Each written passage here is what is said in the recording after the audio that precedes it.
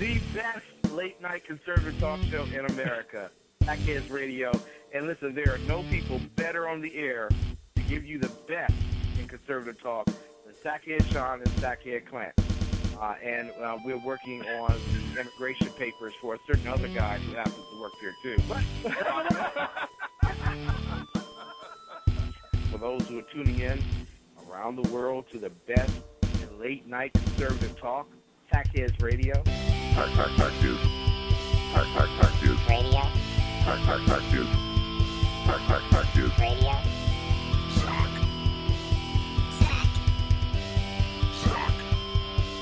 Sack. The best late-night conservative talk show in America. In America. Into the silo. And in this web was a large, I'm pretty sure it was the biggest spider I've ever seen. Welcome to the Sackheads Radio Show. Thank you.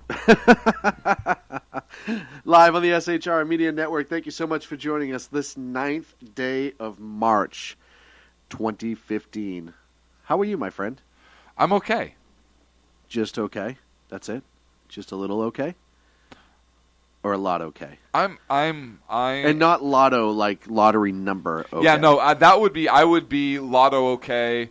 I would be phenomenal. Oh, I think we all would be, actually. Right. Well, not all, because some people would not be as better. Like, they'd have to pay off, like, debt, or they'd have to, like, give money to an ex-wife, or...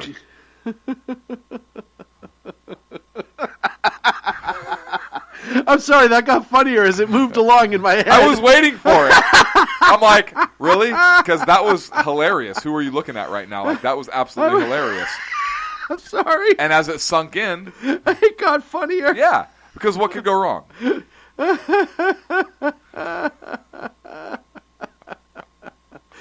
Oh, man, there is a lot to talk about this week. Nothing happened. It was another slow week in news. It was a slow week. Thank goodness that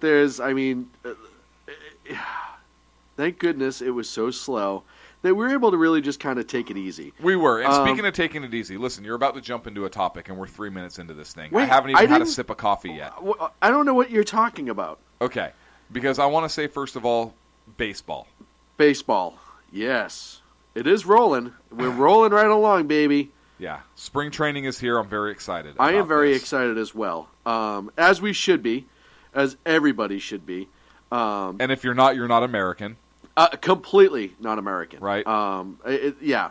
Because at that point, it's just almost communist. I think communist is the good word to use for that. Which makes sense, right? Because Obama doesn't really follow baseball, I don't think. Right. I mean, he's a White Sox fan. He says he's a White Sox fan, but just like everything else in the world, he can't stay on one team. Like yeah.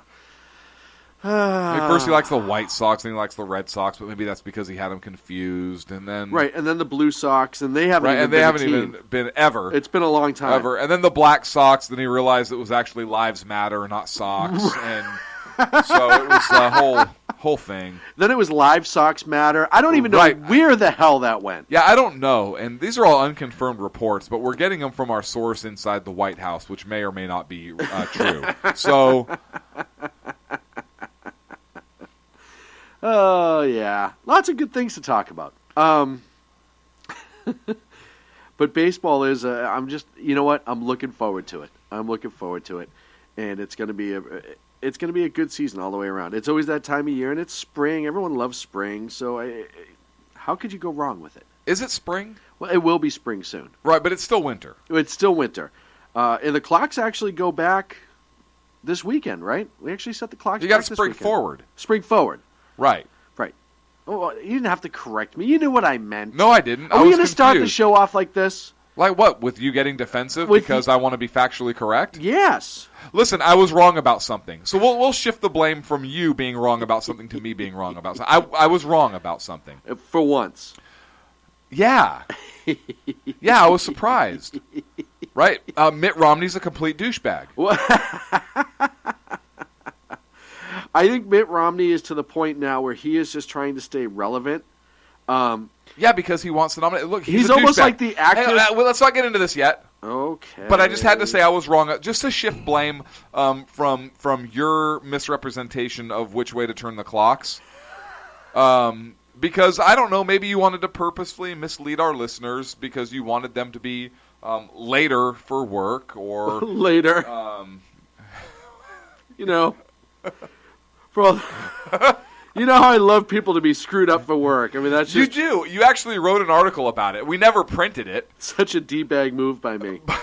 But yeah, listen, people don't understand that you're like a mad scientist. Yes, I am. So it is exactly in your wheelhouse to put that little tidbit in somebody's mind, right? So that when they hear on the news or whatever, their reminder, oh, set the clocks, that they automatically think we're going to set them back, Right. right? So that you get your little, and I'm exposing you right now, so that you get your little subliminal little hint in there for all of our listeners to be screwed up and really to be like a couple hours off. Mm-hmm. And then you think that's funny, and then you're going to giggle to yourself, right? See, like you're doing right now, because I actually would do something because like you're that. going to wait for the hate mail to come in. Like, I listened to you, and you'd be like, "What? Yeah, I made a mistake. It's not my fault. Don't believe everything you hear on radio, right?" I Right. mean, You know what, though? lesson learned. Exactly. I'm teaching.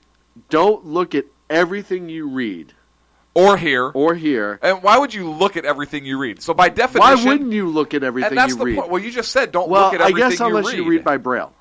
Right. And then why do you have to be so cruel to So people? why do you hate blind people? No, why are you like that? No, I'm asking Why do you have to look at everything you read? Because some people can't, Clint. Well, you're the one that said don't look at everything you read, so everybody should be blind? I don't know. Where are you going with this?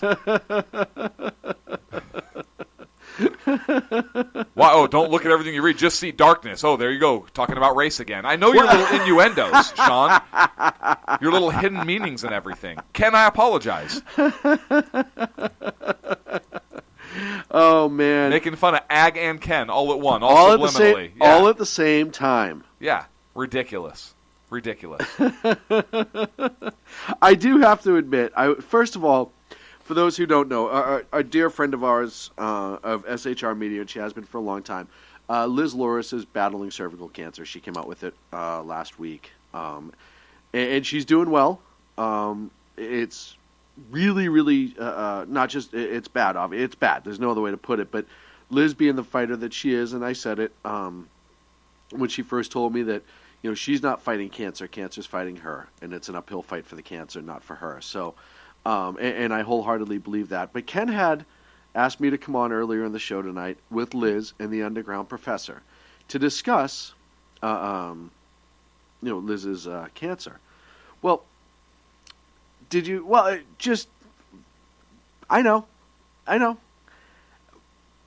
I don't know if he actually thought that it would be like all of us quietly talking about it, or what would happen when you have a sackhead on a show. It's going to get loud. Stupid jokes are going to get made. I actually mentioned a Who's Farted hat during the conversation, so that tells you. But it was very, very, very, very touching to hear her battle, and how well she's doing, and how she will. Continue to fight, and the prognosis is good. And listen, if you know Liz, she's fought her whole life. She's not going to let something like this beat her. I wholeheartedly believe that, and Ken knows that too. So we're really excited. I mentioned on his show, and I wanted to mention it to you today, that first emails for Freedom Fest were sent. I confirmed our spot for this coming July in Las Vegas. Is there enough alcohol this year? I already warned them because it's going to be us. Right. The Underground Professor. Okay. I think Liz might make an appearance. Okay. I'm going to make Danny Butcher show up. Yes. One way or the other. He's Listen, showing up. Dan doesn't know us, but he will show up one way or another. He might not hear us come into the house. He might not know how he got there. Right. But Dan's going to be there. He just might not recognize it until he's actually there. We have skills, Dan, that you could only dream about. So we're pretty excited about Vegas in July. Oh, yeah, what could go wrong? What could go wrong with us That's in Vegas in chapter July? 46 in my book. So we're looking forward to that. And really getting the team back together because last year was so much damn fun. It really is great for us to be able to see our friends and our loved ones who share the airs with us, and spend that time together. And maybe we can get a couple more people to show up this time. I think that'll be fun. So the first email was sent off for that. We started again. I don't know if you remember, and everyone who was at our table remember. Do you remember Mim, the young lady who was working the booth right across from us? Yes. The really funny, like really cool. Yes. 21, 22 years old. Yes. Smart. She's actually one of the coordinators now. Awesome. So when I sent the email back, she knew exactly who we were. Shot an email right back. It's going to be awesome. They loved us at Freedom Fest. They did. I'm not going to lie. And we love them. And we It did love them. was so Absolutely. mutual. And Breitbart, I'm sorry, we kicked your ass. I mean, we just look. I love Breitbart. That's great. But we kicked your ass. We were Freedom Fest. machines. I apologize. We were. Everybody, we were. Everyone with SHR were machines, one way or the other. Yep. And we all worked our tails off that whole time we were there. But we had a lot. Because of that, we had damn fun. We did. Because we talked to some great people. We talked to everybody. Everybody. And it was pretty amazing. So I'm looking forward to doing that again. Still working out May, Texas for the GOP convention. We're still working on that. And hopefully we can nail that down too. That'll be a lot of fun. So that's kind of what's going on in-house with the Sackheads.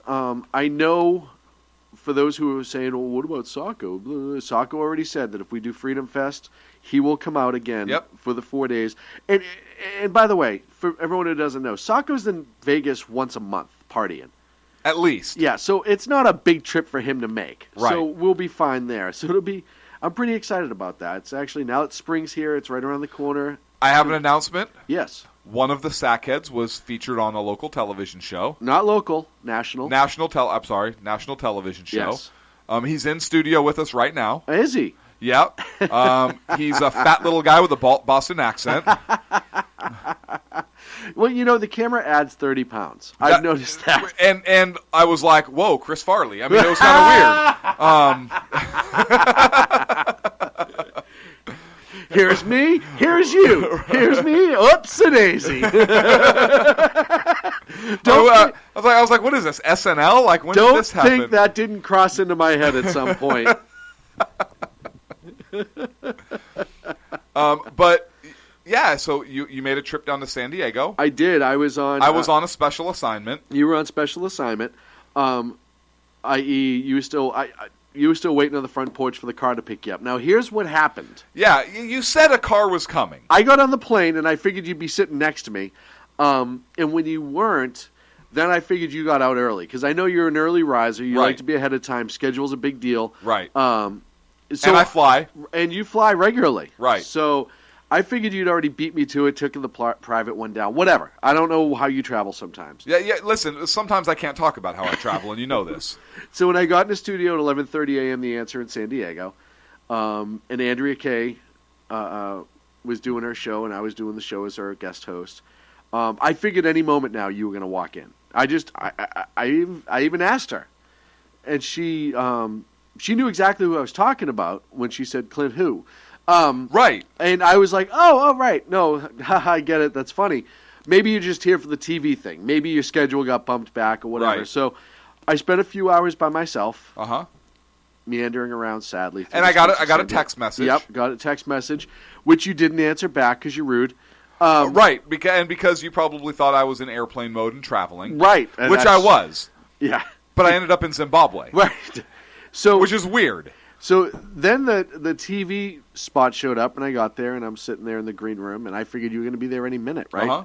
And then I thought you were already in. I figured she called you in early before me, and then I was going to kind of get brought out for the last 5 minutes. Right. You know how things usually work out with us. Right. Where right. you're getting all the attention, and then, like, all of a sudden you're like, right, because yeah. I'm the social media guy. Right. You're like, right. oh, there's that weird guy right. who sometimes talks on the radio with me. And I... and even I look behind me because normally you call me Sean, so I'm like, who the hell? Yeah, oh, that's me this Sacco time. It's here? me, Oh, right. no, it's me. And then I did the bit, and I was waiting for you at the airport afterwards. I figured, I know that you take limos everywhere on a fairly regular basis. I had to. I prefer to call them armored vehicles. I had to Uber. Uh-huh. And so I was waiting for the ride home, and you weren't there. So I don't know what the hell happened. But I know I made an appearance on America Trends TV on the U2 network. Andrea Kay was filling in for Dr. Gina Loudon and asked me quite nicely if I would come down and be a guest, and I was, and I greatly appreciate the opportunity. We had a lot of blast, a lot of fun. The Vitos from Vito and Vito were on after me, and if you don't listen to Vito and Vito, and their show can be heard here on SHR, those two guys are awesome, and they crack me up hardcore. So it was a great show. And if you have a chance, check it out. Go to u2america.com, and I think you can get the link there. So did you pitch the show at all? We talked about it quite a bit. Awesome. And she was like, hey, this is Sackhead Sean Lewis from SHR Media, and let's get into topics. And then she said it again at the end. Oh, I thought you were asking if we were getting into topics right now. But yeah, no, it was pretty cool. It was my first TV experience. I was going to say I'm pretty nervous. So now, did she say SHR or was she Sackheads Radio? Both. Nice. Yeah. Co-host Sackheads Radio and CEO SHR Media. So I was very... I will have to admit, the first minute and a half I was a little nervous. You didn't look nervous. I was. You didn't look it. I was. No, you nailed it. And I mean, it was awesome. It was phenomenal. You did a great job. Thank you very much. The first minute and a half, because I was fine. I was more nervous about the flight down because I don't fly well. Right. Which, by the way, was a great flight down. Southwest, I don't care what anyone says. Southwest always does a great job. Yeah, they do. On the way back, I'll tell you that story in a second, because going down, I felt great. Danny Butcher was sending me every airplane joke in the world as I was about to get on the plane, just because why not rattle me a little bit more, right? I'm going to make my first TV appearance. Right. Screw with me a little bit, right? Right. Why Thanks, not? Danny. Flight down was awesome. Get there and did the whole show. And I was more nervous about the flight. So I'm sitting there in the green room, and I know I'm coming up. Dr. Gina was live from New York for the first segment, and then I was coming in afterwards. And I had, I'm listening, and I got my mic all set up and everything. And then as it was time to walk out, they go to break, and they were like, all right, you're going to sit here. We're going to set this up. And the producer is all running around and everything. And I looked into the camera, and I was like, holy shit, they're really going to put me on television? Of all people? Like... my fat tomato head. And then I look over at Andrea Kay, who's a beautiful woman, brilliant, and a great host, but she's also beautiful. And then I can see the screen back at me, because there's a screen that faces back, and I'm like, oh my God, what a contrast. Like, standing here, we're like the number 10, right? She's lean and thin and in great shape, and I'm round. So I can see a number 10 as I'm looking in the screen, and then I can hear the producer counting down. 5, 4, and I was looking for the handles to eject. Right. Because I was like, I can't do this. I this was wondering now. why you were pumping your arms. Like when the camera first came on, I was like, what's he doing? I didn't know what that was. So as they led into it, and Andrea, who is just the consummate professional. I mean, she's just an awesome host. And fortunately... Hostess. Right. Not the cupcakes. That's the first thing I think of. Right. Fortunately for me, she was able to carry me through the first minute and a half because I was a little nervous. And then once we started talking about topics, we were talking about politics. So then my big fat gums just started flapping, and then she couldn't shut me up. And I think I went a little time over before the commercial. But it was it was an amazing experience, and I'm really, really glad for the chance, and I can't thank them enough. I was asked to come back at some point, so I couldn't have blown it all that bad. Or they need somebody to clean the studio. I don't know which one it was. Either one, right? That's good. But it was an amazing experience. I had a lot of fun, and I really appreciate it. So thank you. And thank you. I got a ton of love on Facebook and Twitter afterwards with support and kind words. And we don't get a lot of those. At kind the words? Yeah, and support. Yeah. No. Normally, everyone tunes in every week to hear us implode. I think, right? Or we piss them off. Either way, I'm okay. Yeah. So it was. Agador says, knowing where some ejecting handles happens to be, I hope he wasn't reaching for those. Actually, he was. It was awkward. It was awkward for everybody. It looked a little off. Yeah. I was like, at least pull the overhead one, Sean. Yeah. Not. Not the one between your legs. I just can't find it. Which is what you're. Yeah. Eject. Oh, there's a J. I misheard that. Anyhow, let's look at the big board of topics. What do we got coming up first, Clint? So we're going to transition to that, to a sad piece. Nancy Reagan Yeah. passed away. Goodness. And look, once again, Obama is going to be missing the funeral. Yeah. You know, And now, other presidents have missed other first lady funerals. Mm-hmm. The problem is Obama has historically missed conservative icons' funerals. right, and not thought twice about a lot of other events that he probably could have missed. Right. And really wouldn't have been any worse for the wear. Right. So, look.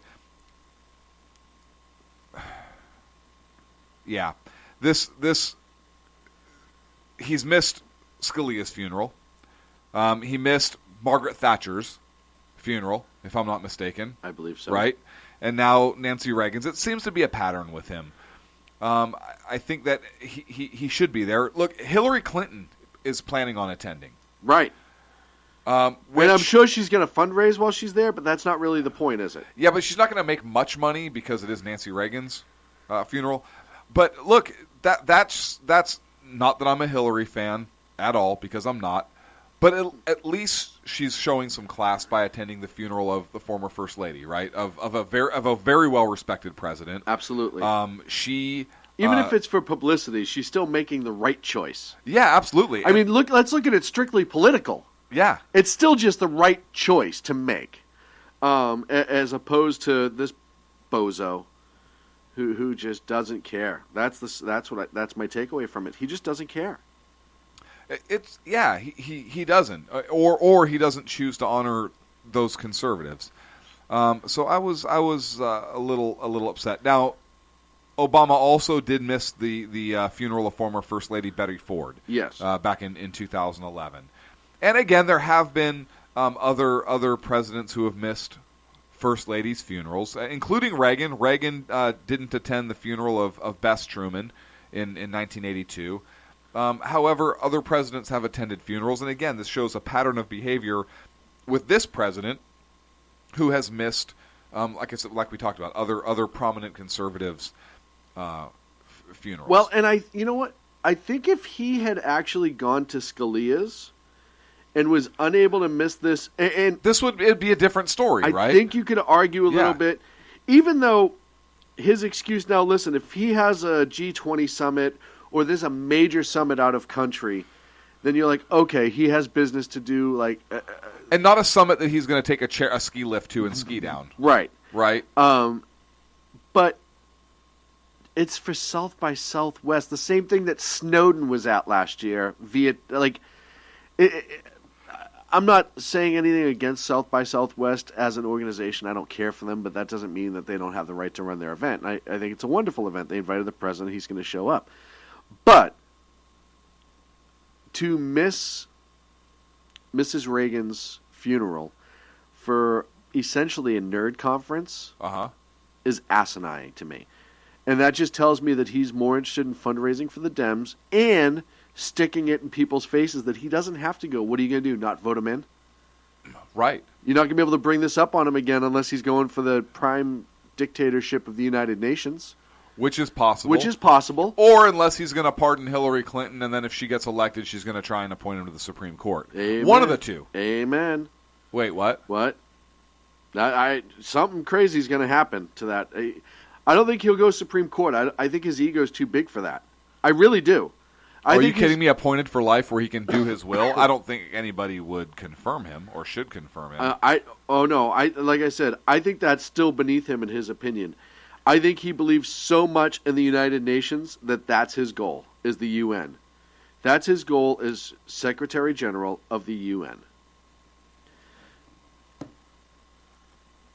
Or institute martial law and not have a presidential election year because of something.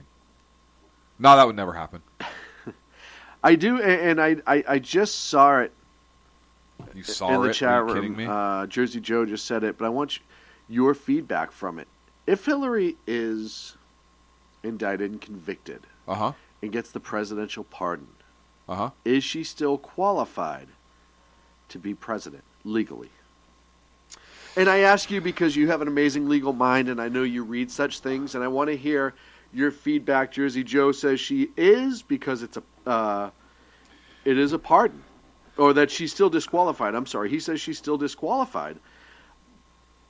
So here's if it's a true pardon, if she's pardoned, is her record expunged? Is she pardoned, which means essentially the crime never happened? Or is she pardoned just in terms of serving her sentence and the conviction stands? If the conviction stands and she's simply released from prison, released from custody, released from federal probation, whatever it is, and that conviction stands, then I would say that she would be disqualified DQ'd. from holding public office because she would be convicted of whatever felony or high misdemeanor, high crime or misdemeanor. If the pardon expunges her criminal record and her conviction, and she cannot be tried again for that crime because double jeopardy still attaches, Right. then I would think that she would be eligible to hold office. So my answer to that question is I don't know what impact a pardon has. I've never seen a criminal history with somebody that has a pardoned offense to see if that truly comes off their record or not. So that's my answer. And I don't know if that question's really been raised before. So if a presidential pardon expunges a record, which it could do, right? And if that's the case, then yeah, she would be eligible. Yeah, as long as it's a full pardon with expungement. Because and the once pardon, it's expunged, it didn't happen. Right, and that's the thing, right? It's as if it never happened. There Yep. is no criminal history there. And I'm trying to think. I don't know offhand if a presidential pardon expunges that criminal record or not. I believe there is levels of pardons, right? You have the pardon you can get out of prison early pardon, but you still did the time and the crime, so to speak. I believe that you can have a complete and utter pardon where everything is pardoned. Like I said, I don't know. It's kind of crazy. It's definitely going to be interesting to find out. So and according to justice.gov, a presidential pardon does not erase or expunge the records of a conviction. So if that's the case, so if she gets convicted, which we're going to talk about later, yes, and is pardoned according to the justice.gov website, the criminal record stands.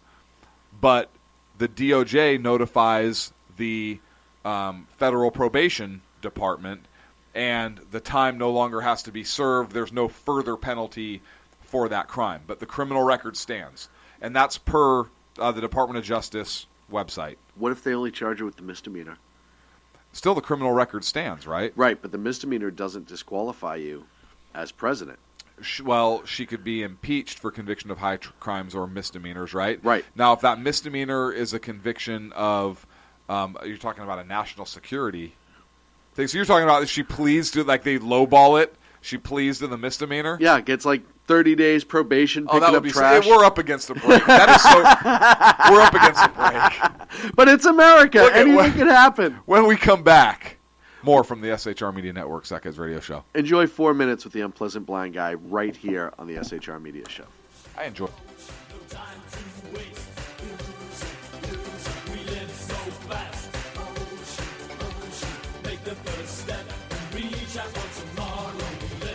Time for an Unpleasant Blind Guy Conservative Bite. There's been a lot of talk in the 2016 election about compromise, about candidates willing to make deals and reach across the aisle. And that all sounds really good. But there's an uncomfortable reality that I'd like to talk about. Since 1989, the presidents of the United States that we've had have been increasingly less and less conservative, regardless of their party, and more progressive. Each one in their turn willing to compromise less and less on the side of the people, and more on the side of the collective. Through the years, though we've had Republican Congresses, since the mid-1990s, more and more of the deal-making and reaching across the aisle has benefited the collective, the power elite, the political class, rather than the civil rights of the people. While occasionally those who represent progressivism are willing to appear to compromise on some issues, it is almost always done in a way that will benefit progressive leadership down the road. For progressives, it is always ever left, and increasingly for those who have called themselves conservative in our leadership, it has been ever left. Want some examples? Since 1989, our freedom of speech has been constantly compromised by political correctness and increased calls for European-style laws against so-called hate speech. Our right to self-defense through personal firearms are being slowly eroded by what progressives call common-sense gun laws. Our right to privacy has been replaced with logged phone calls and flag monitoring of texts and emails, unless you're a certain Secretary of State, of course. And the right to due process under the law is now something that the political class grants to their cronies. Ordinary Americans going about their lawful business need not apply. These examples only scratch the surface when it comes to the personal liberties that we've lost in the name of reaching across the aisle and compromising with the left. It's been said that if, as conservatives and people who defend personal liberty, we are not prepared to compromise, then the left will simply elect their own people who will compromise, the left compromising with the left. There are those in the big party Republican establishment who tell us that this is a good thing because it encourages people to vote for conservatives. But consider, when conservatives do win on this basis and continue the ever steeper arc of compromise to the left, what have the people won? In 2016 and in the future, we have to decide whether our principles are worth fighting for. I can guarantee you that progressives think their principles are worth fighting for. Compromise is a good thing when both parties are willing, but let's face it, the left has decided that not only do they not need to compromise, they're not going to compromise. Unless we, as conservatives and as people of other political persuasions who love personal liberty, are prepared to draw a line in the sand and say this far and no farther with our rights under the Constitution, and unless we elect candidates that reflect those views, we will have only two choices: whether our republic and the personal liberties of the people die faster or slower. This has been an Unpleasant Blind Guy Conservative Fight.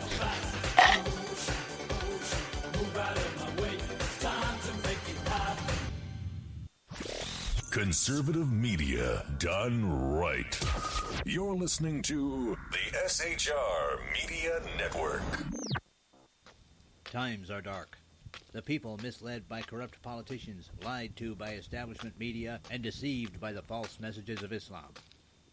A nation in confusion needs a guide. It needs a man with a cane. I'm Dave Milner. Join me on Spreaker, SHR Media, High Plains Talk Radio, Live Rebooting Liberty, and YouTube for a unique brand of commentary on the Unpleasant Blind Guy. Because truth is not always pleasant. In a world controlled by corrupt politicians, You got a business. That you didn't build that. a team of ordinary men emerge from the ashes to give voice to the voiceless and hope to the hopeless. Sackhead Sean, Dude, I'm not saying cow for the stupid promo. Sackhead Clint, All good friends of ours usually show up drunk. also starring Sacco as the producer. I'm a little bit drunk, 'cause I'm drinking. They are the Sackheads Radio Show. Every Wednesday at 8 p.m. Pacific on SHRmedia.com. Hey, it's Jersey Joe from Reaver of Common Sense, and we have moved to a new night and time. Every Wednesday night at 8 p.m. Eastern Standard Time on SHRmedia.com, you will catch the Reaver of Common Sense uncensored, unfiltered, and only on SHRmedia.com.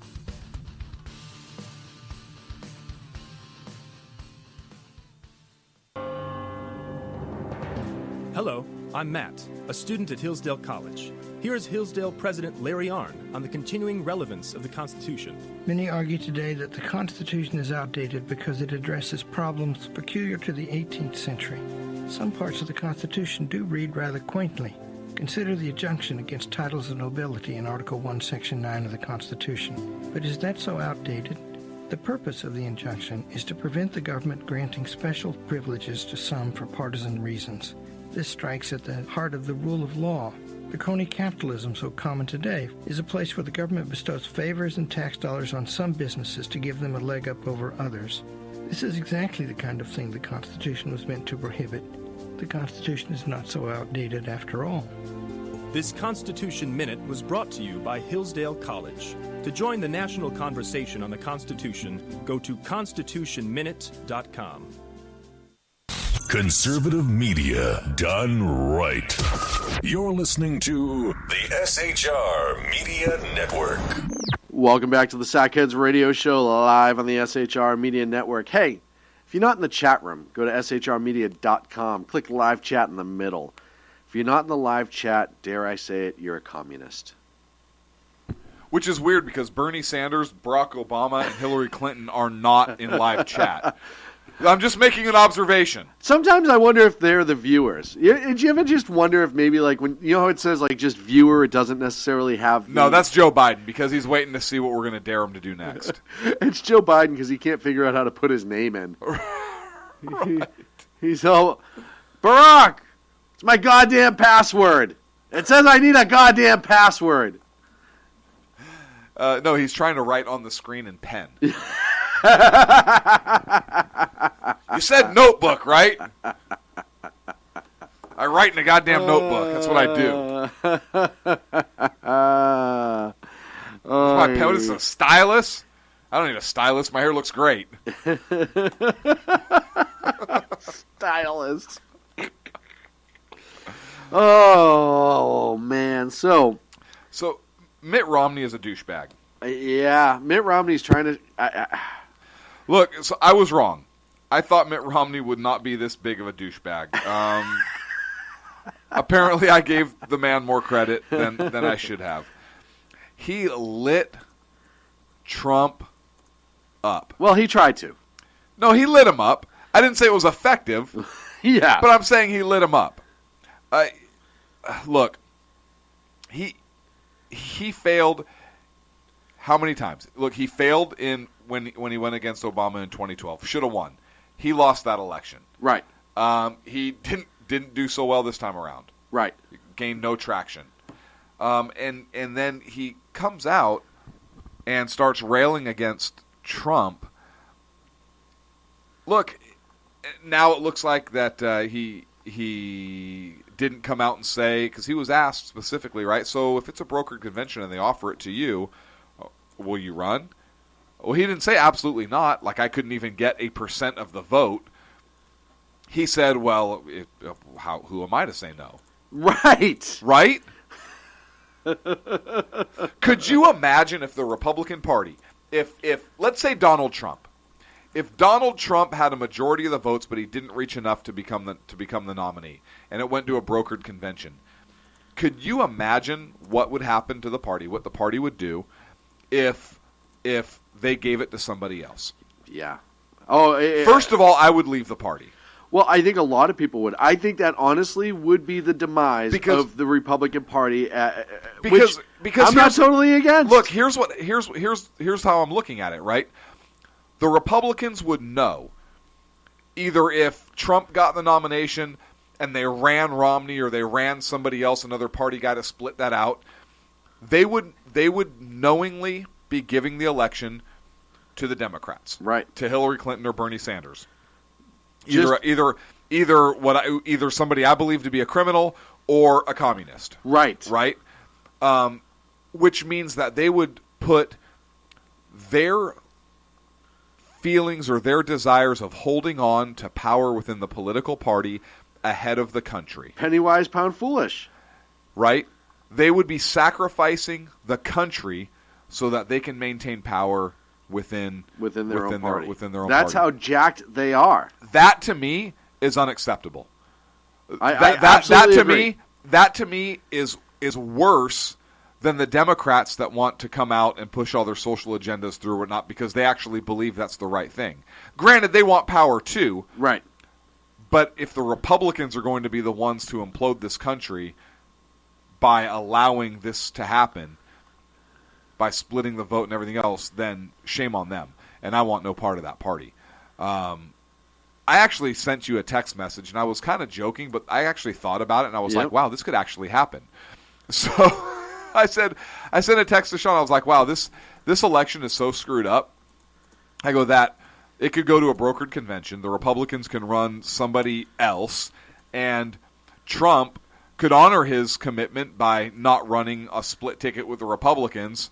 Say, hey, you know what? I'm such a populist that I'm actually just going to switch to a Democrat because Hillary's going to get indicted and Bernie's a communist, and I'll pull that percentage of the Republican votes with me, who are moderates anyways, and join the party anyways for me, and I'm just going to win in a landslide as a Democrat. I didn't go third party. Right? I didn't go third party, and I didn't split the Republican ticket. Well, and this election is so crazy that I could actually... I could see that. Do I believe that would happen? No, but would I be shocked if that happened? No, I'd be like, yeah, figures. Well, and look at somebody asked me the other day, how jacked up is this election? We were just talking about it. And they were like, I said, this is one of the most jacked up elections I can ever remember. Yes. It is so bad. You have Caitlyn Kardashian, Bruce Jenner, whatever Shim is now.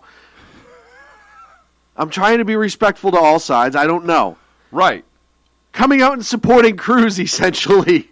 Saying that, I mean, the guy, whether you disagree or don't, whatever, he's not exactly a big supporter of the LGBT community. Right. And he said to a LGBT magazine, no, I'd support Ted Cruz because I feel like I can have a conversation with him and I have a connection with him. And I feel like if he got into office that maybe I could be an advisor or something to that effect. And I will give Caitlyn, Bruce, Shim a lot of credit. Said that overall, she believes that Ted Cruz would do more for the country overall than individual little matters. And I was talking to Dan Butcher. Thank you, sir.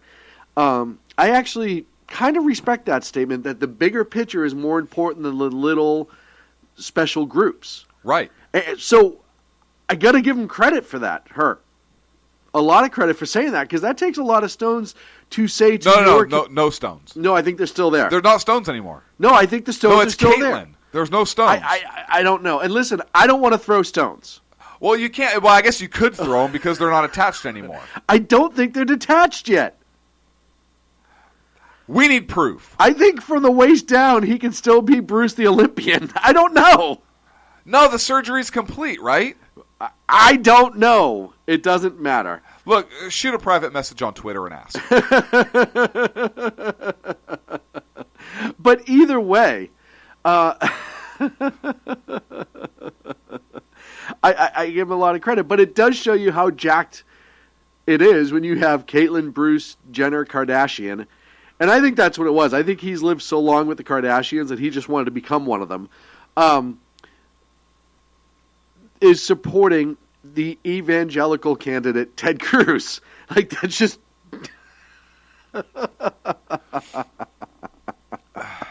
that shows you just how bizarre it is.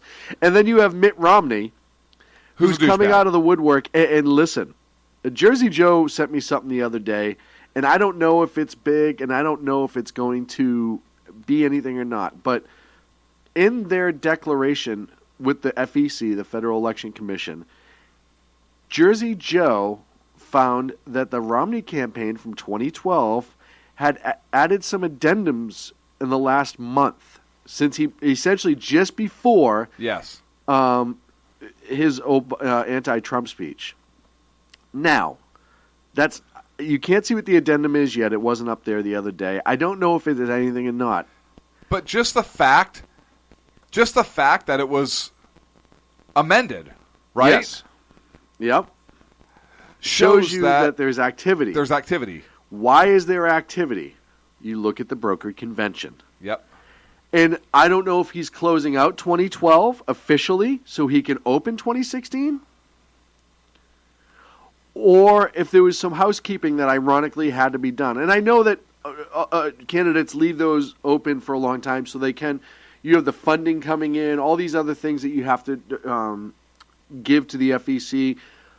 There's always. I looked at some other ones where they had past history where people a couple years after the fact made. But the timing of it was very, very strange. Mm-hmm. The other thing is that there's a company out of, I think it's in Massachusetts. It's up on the North Shore, Beverly, Massachusetts. I think it was called Red Curve Consulting, which is a political consulting group. Is that how to bend people or curve them towards communism? The red? I don't know, but then they all of a sudden were filing some paperwork, and that wasn't the original consulting firm used by Romney Ryan. So I don't know. I mean, anything is possible. They would have to change Rule 40, as Jersey Joe in the chat room, which if you're not in the chat room, you're missing all this, would point out. But would it shock you if they changed Rule number 40? Would any part of that at this point shock you? And whether you like or dislike Donald Trump, we should not be changing the rules of the party prior to the convention to meet the needs of the GOP. They should be listening to the voters. Yes, absolutely. And look, here's something about Trump. And we haven't endorsed anybody. No. We've talked positives, negatives about a lot of different candidates. We have not come out and officially endorsed anybody. Here's something I actually saw Trump speak over the last couple days, and he was saying some things that I was kind of like, okay. I mean, he's a smart guy. We've said it before. I think he'd be good economically. Right. I have some concerns about him, but here's the deal. I am so angry with how the Republican Party is treating him. Could you imagine? First of all, here's one concern I have. If Trump gets the nomination and wins. Yep. And the Republican Party did everything to try and screw him. Yep. And they maintain power in Congress. Do you think he's going to want to play nice? No, ever. I mean, that's just human nature, right? I mean, with some of the Republicans, he might. But do you think he would want to play nice with the party if the party said, hey, you know what, we'd really like to see this? No. But Donald Trump, I think, is the kind of guy also that, look, if you play nice with him, he'll play nice with you, maybe. I mean, certainly if you go after him, all bets are off, and rightfully so. Right.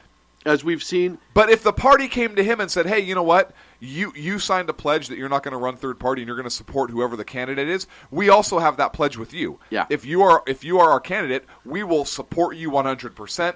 We'll give you everything you need. We want you to be successful. We want to help you select a cabinet to help with in areas where maybe you're not as strong. Business, hey, absolutely, other areas. And we want to work with you. We may not agree on everything, but we want to work with you and work within what we have as the party. You're bringing new people in and embrace him and use him as a partner, even though they may not agree with his vision for where the party should be headed. But at least they know, hey, this is our candidate. This is who the Republicans voted for. This is who it is, and this is who we're going to support, and make him a partner, or at least be a partner with him. you would probably accomplish more. Well, and here's the thing, and I'm answering this in the chat room right now. Where am I wrong? Somebody said, I don't think you're wrong at all. Somebody said, well, he doesn't give a damn what they think. But the problem is should he be in the White House come to January, you need him to be on your side as much as you need to be on his side. Right. And look, he made some great statements the other day at his speech where he said, listen, I want to be a unifier. I want to bring everybody together. I can work with this person, and I can work with this person. He really kind of almost extended that olive branch. Right. And the Republican Party is basically telling him to go screw himself. Yep. And look, that's the party's bad. Yes. It's a horrible. The party is wrong 110% on this. If he is running as a Republican, and you may not like him, or Kasich, or whoever else, but if that's who gets a majority of the votes, if that's who gets the delegates, and that's your nominee, look, I wasn't excited about Mitt Romney. There were a lot of people that weren't excited about Mitt Romney. No, none of us were, really. Right? But if that's your nominee... And we also pointed out, one of the things that you saw with Romney that you're not seeing right now, there was a lot of people who were conservatives. Tea Party... Remember, I want to remind everyone, the GOP did everything they could to kill the Tea Party. Yes, they did. And to this day, yes, they were up there. That's why Cruz is persona non grata. Right. Even the Tea Party eventually found good things to say about Mitt Romney. Right. And Ryan. Because at that point, you had to. Because Ryan was there. Right. Now, we both know the Dems are pretty much locked up who their candidates are. You are looking at the president and vice presidential candidate on stage talking right now, barring Hillary going to jail. You're looking at them. I see what you did there. Bars, jail. Yeah. They're done. They're just trying to figure out who's going to be number one and number two. We both know who number two is, socialism. But if the Republicans don't get their act together and get their heads out of their asses, you could be looking at the first socialist vice president, openly socialist. And I'm telling you right now, the other thing that this is doing with you look at these debates, and it's nothing but attack on Trump instead of people trying to support why their position is better. Issues, and that's why Kasich was doing a little bit better. You're going to start pushing people away. And those people who have filed as independents just so they have the option come November may turn around and be like, at least these two kind of get along. These guys can't, nothing. They are destroying Trump. And again, I haven't endorsed anyone I don't believe. No, I'm angry because, look, Trump has the support of a lot of voters. Trump is leading in the delegates. And there are people who are not doing well that I think are staying in this race, Kasich and Rubio, because they're trying for that brokered convention. Look, I know the Republican Party is not thrilled with Ted Cruz either. So the two people who are leading this thing, number one and number two, the Republican Party doesn't like, and the two party guys, I think, are hanging in there so that these two guys that aren't really liked, Cruz and Trump, they can't get the nomination. Right. That's what I believe. I believe that's why they're holding on, because the party is asking them to hold in there. I think that Trump, whether I agree with all his politics, don't agree with all. Obviously, I don't agree with all his politics, but I think that Trump, as the leader, this is the person that the people are voting for. If the party doesn't support that in the end, I think that party should lose 40-something% of its membership. Well, and I really do, and I think that would be the end of the Republican Party, because I think you'd see the Trump people split off. A lot of people and I also think off. the Tea Party people would now then take their opportunity. Yep, hey, if we're splitting, we're splitting. We're done. And that's not a bad thing. It really isn't at the end of the day. Well, I understand. For the party, it's not a bad thing. For the country, it is. Election cycle. This election, exactly. Because that would guarantee that you would have a socialist in some position in government, and you would have a Democratic presidency, and how many Supreme Court? At least one Supreme Court vacancy now. Probably have a couple.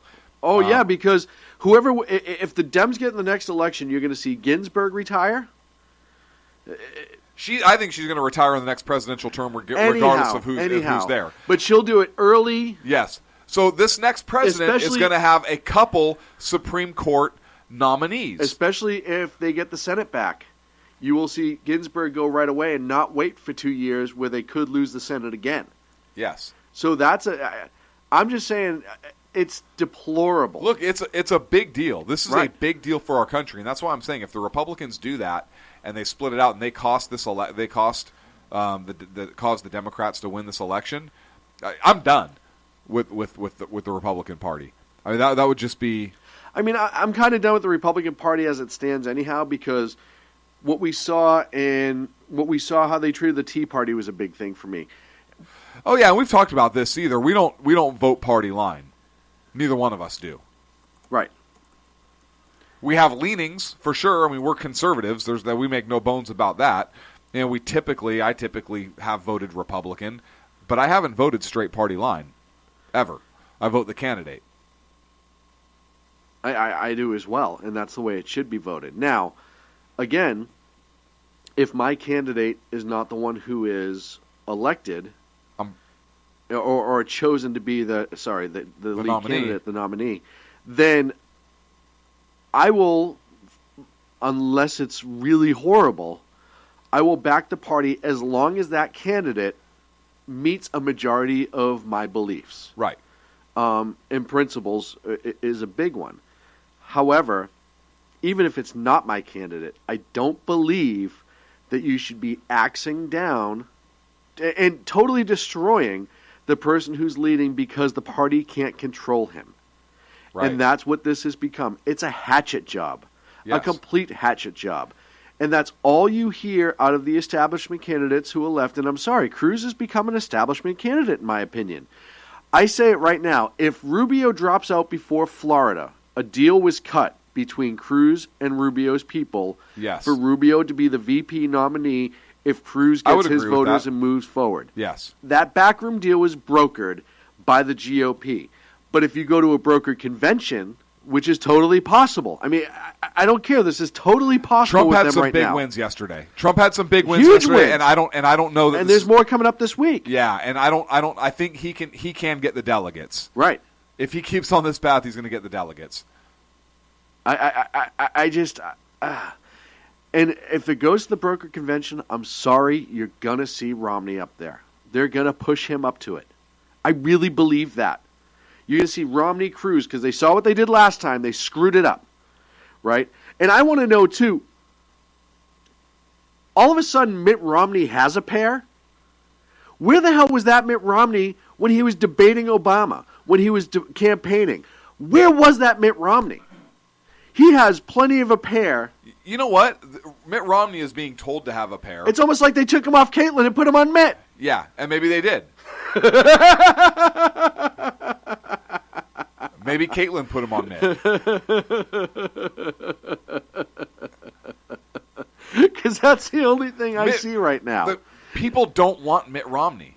There's a reason that he's not in this thing right now. Yeah. People don't want him.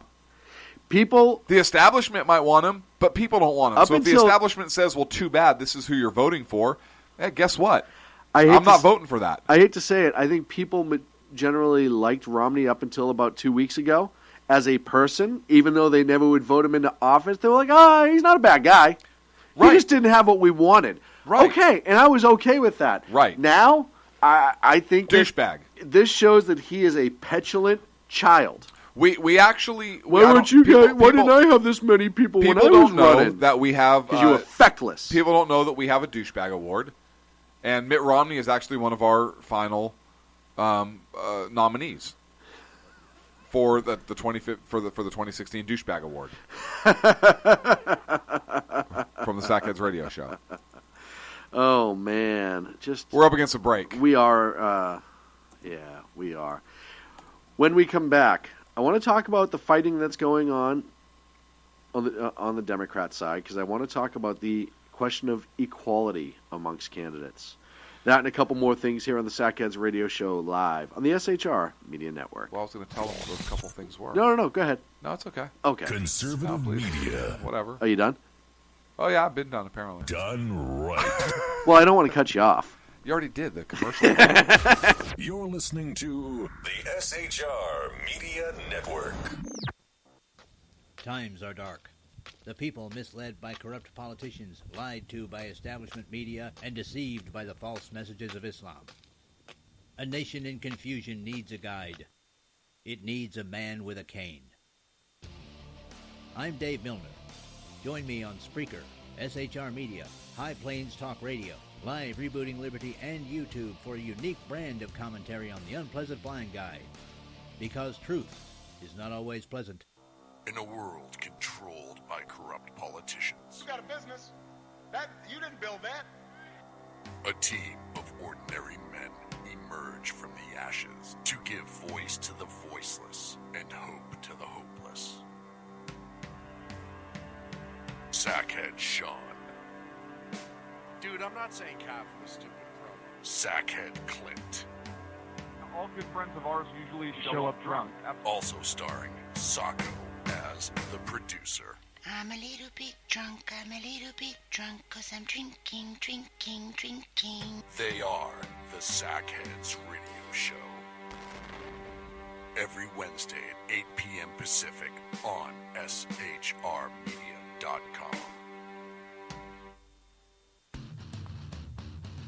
Hey, it's Jersey Joe from Reefer of Common Sense, and we have moved to a new night and time. Every Wednesday night at 8 p.m. Eastern Standard Time on SHRmedia.com, you will catch the Reefer of Common Sense uncensored, unfiltered, and only on SHRmedia.com.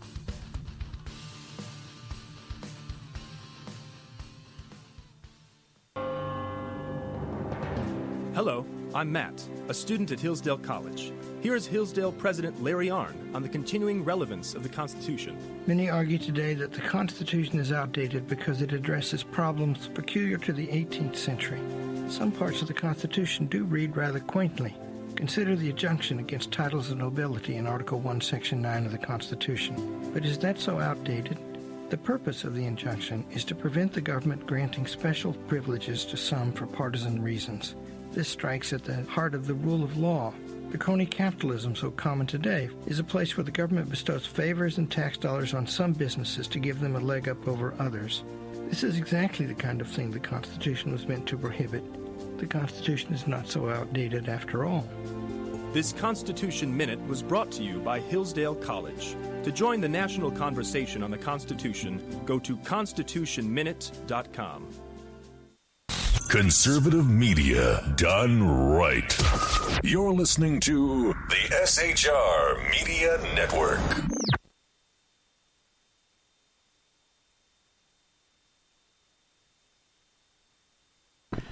So anyways, that's how the llama came over the fence. It was just amazing. I couldn't even...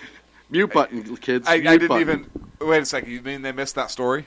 Yeah, that's all right, though. We'll move on. Are you kidding me? That was like a great story. That's one of the better stories that I've had in a while. I'm getting a whole bunch of information. It's just this look of judgment from it. I'm getting a lot of information from our listeners, and I appreciate chat room and outside chat room. Apparently, Bruce still has it. He still has the How junk, do they know? The junk in the trunk, so to speak. How do they know? Junk under the trunk? I don't know what you'd call that. I'm not sticking that junk. He's still anywhere got the near twig my and berries. trunk. He's I'm still not got the twig and sticking that berries. junk anywhere near my trunk. You guys are dirty. Doesn't matter. Oh man. So I guess we'll just go on with what we were talking about outside, because this was actually a really good conversation to have. We were talking about, before the break, the GOP's treatment of Trump, and I think we have this weird expectation now, and I call this the Obama effect. Obama effect. We got so hosed by this president, even the second time. And I know people that voted for him the second time who voted for him holding their nose, but they voted the D because they're a D, and they just like the D. Some people really like the D. Some people really enjoy it, and that's just the way it is. Yeah, I'm not one of those. So, but I call it the Obama effect. We want to now know what this person is going to act like as president before they get elected. and not like it was where it was just vetting. Like, people now want to see into the future, and that's not how this works. Yeah, you can't do it. You have to vet these candidates appropriately. Now, and I told you, I'm still not 100% on board with everything that Trump's saying. I still have questions about his history. I know he spoke at the GOP in '88. I know he's been a Republican for a long time. But I just have questions about his history. And I'm not saying that it's a deal breaker or not a deal breaker. I'm just not fully convinced yet. But I'll tell you what. Well, look, he doesn't have a voting record we can look back on, right? Exactly. And the record we have to look back on is his giving money to a lot of different people. Right. That being said, as a businessman, I can understand that you want to give money to a lot of different people. I can see that. I can see it. Right, wrong, or indifferent, I can see it. You know, he's made statements in the past. Look, there are some things to certainly question, no doubt. But I just think that we are, I don't know if it's part of this current YouTube, Facebook, Twitter society where all the information we want is Googled and right in front of your face right away. It's or not Binged going or to Yahoo'd. happen. Yeah, whatever. If you would like to double-click your mouse in Yahoo, I don't know.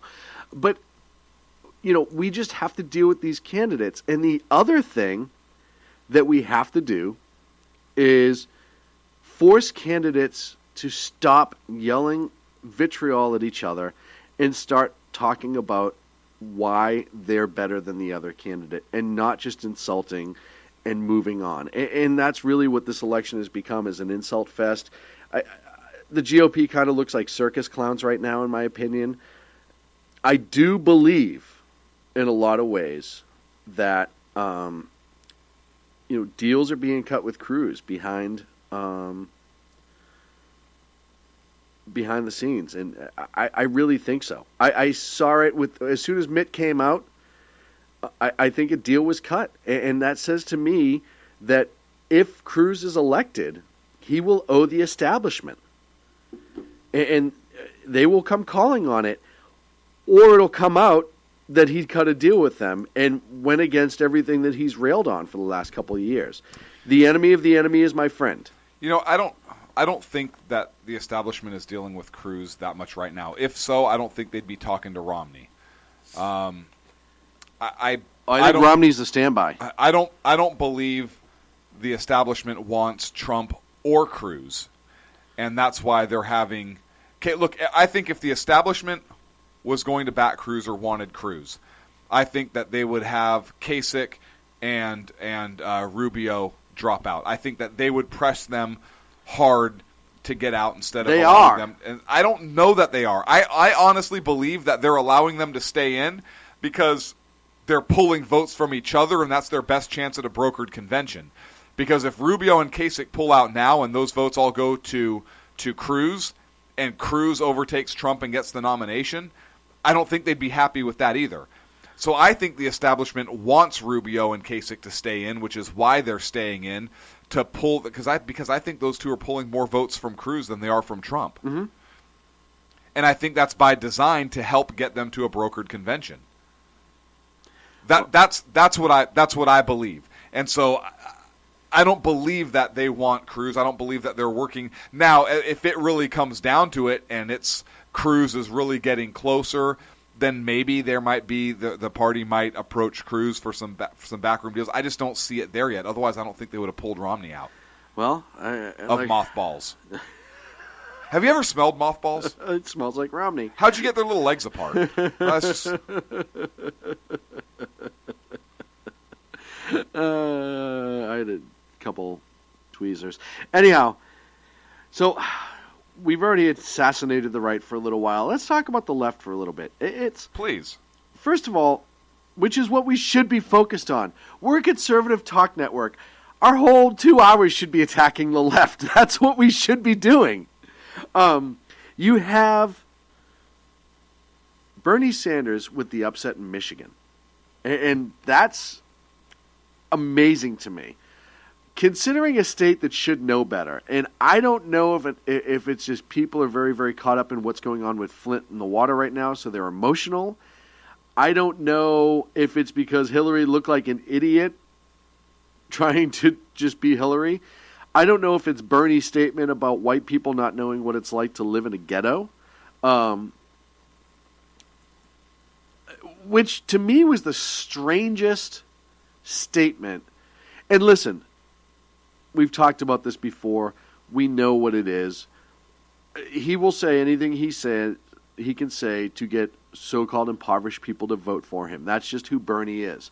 You look about his anti-cop statements and his anti-cop position, how he's blaming law enforcement, and it's just like they're just running around randomly killing black people.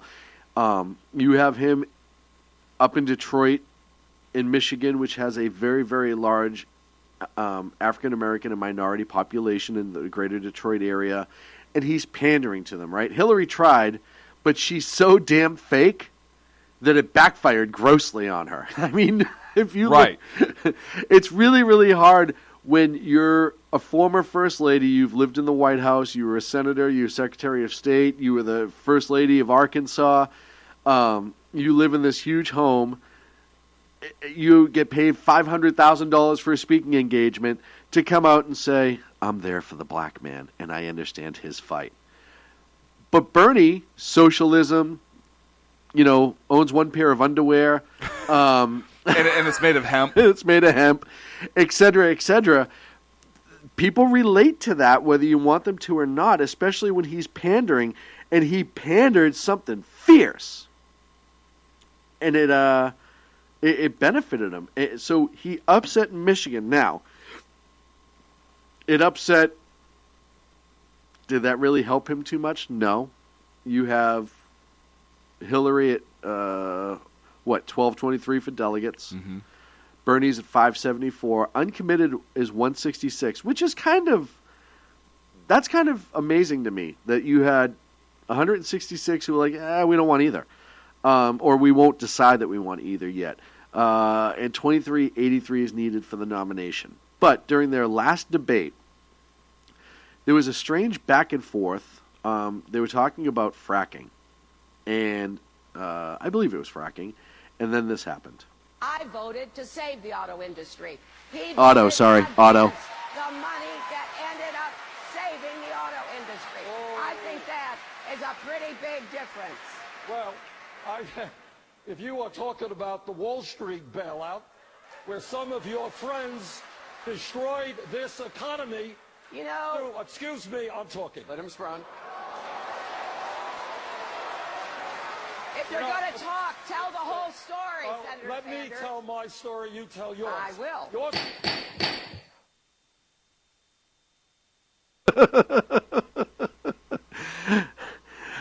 It's weird to me when two old white men are fighting on stage like that. Now...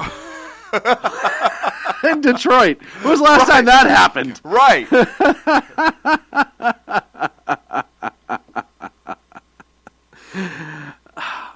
So immediately social media went crazy that Bernie Sanders said the words, and respectfully, she made a statement. He was rebutting. She tried to cut him off, and he said, "Excuse me, I'm talking." Now,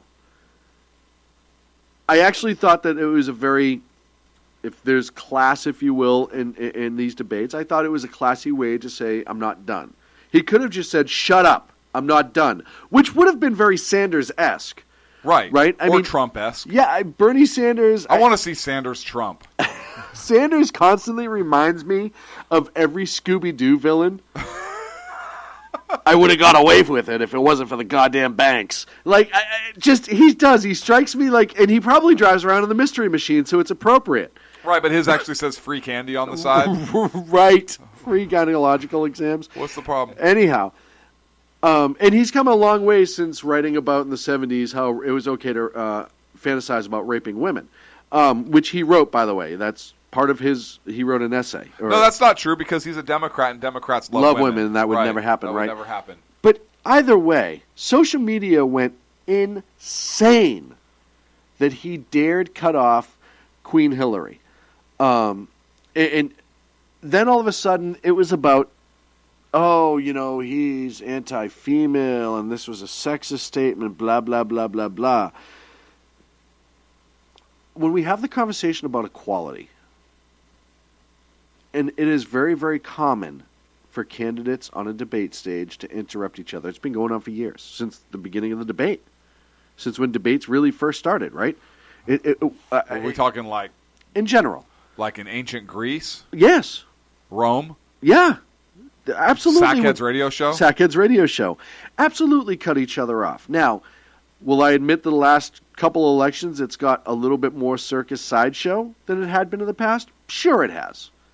But when you're dealing with another candidate and you're trying to get your point and they try to cut you off, it is completely normal for you to say, hey, I'm not done talking, and move on and finish your statement. Bernie did this, and the left-wing media and all the Hillaryites, the Hillary zombies, the Hill Dog zombies, took to social media, oh, he's a sexist, he's anti-woman, look at how he cut her off. What a bastard, essentially. When you're in an election and you're trying to be the president of the United States, and I'm sure that the Hillary team had something to do with that social media push. When you're in an election cycle and you're trying to be president of the United States, I don't think you should have a thin skin. And you know what? If I was Hillary, if she was any sort of a true person, and I know she's not, so I know this is just an empty statement at this point, but if she came out afterwards and was like, hey, yeah, he cut me off, we were in a debate, don't worry about it, it's not a big deal. I would have said, oh, good for her, bravo. But she hasn't. She's let this vitriol just fester. And now it's become a politically correct thing. Once again, destroying our country and destroying some politics. Even more. If you're running for president and you demand equality, and you get cut off by another candidate just as equally as if you were a man, I would say that's dream realized. Because instead of him just stepping back and going, oh, I'm sorry, Mrs. Clinton, please continue, because he's so afraid to offend somebody, or he's so afraid to step up and treat her like an equal candidate, I would think that would be more sexist. Or if he's like, oh, I didn't want to interrupt you because you're a woman and that's rude. That would be a sexist statement. But to push back and say, hey, I'm not done, just like he would with any other male candidate, which he had done in the past, and he did so respectfully. He said, excuse me, I'm not done yet.